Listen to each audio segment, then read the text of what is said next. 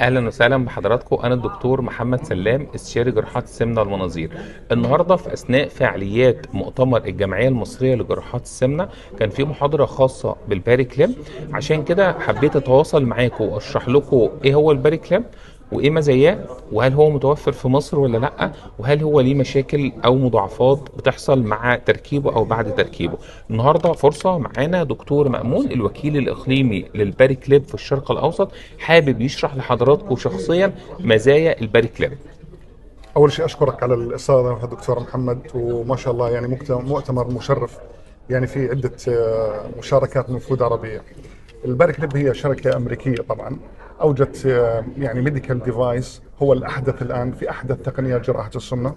هو مثل ما أنتم شايفين حاليا مكون من التيتانيوم والسيليكون، اللي هو طبعا بطبيعته آمن للجسم، فبالتالي يعني ما في منه أي مشاكل ومضاعفات. نتائجه الإيجابية أنه تأخذ نتائج تنزيل الوزن بدون ما تعمل قص معدة. تمام. طيب هل لي اي مضاعفات او اي مشاكل؟ والله حسب ما احنا شايفين وحسب خبرتنا الآن، نتكلم احنا الآن عن آلاف الحالات. يعني كانت بعض الحالات انه يكون فيها يعني سليبج تمام. بسيطة، لكن احنا تجنبناها من خلال انه نطور مهارات الاطباء اللي بيشتغلوا عليه. ومش اي تمام. طبيب بيقدر يعمل عملية قص المعدة الا يكون سيرتيفايد من الشركة الامريكية. تمام. الباري كليب او السمارت كليب هو وسيله لانقاص الوزن الزايد بدون قص معده. بيتم تركيب الباري كليب حوالين المعده بغرز جراحيه. غرز جراحيه بتثبت الباري كليب في مكانه عشان ما يحصلوش اي مايجريشن، ما يتحركش من مكانه. مهم جدا واحنا بنركب الباري كليب يكون في تيوب او انبوبه داخل المعده بجوار الباري كليب عشان ما يحصلش ضيق. الباري كليب مزاياه ما بيحصلش حموضه او ارتجاع، بيتم انقاص الوزن الزايد بدون قص المعدة، مفيش أي مضاعفات تسريب أو نزيف موجودة معاه.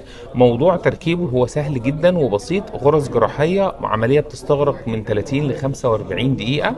ما بيحصلش أي تفاعل مع المعدة. هو جسم مصنوع، مادة مصنوعة من السيليكون الآمن حوالين المعدة.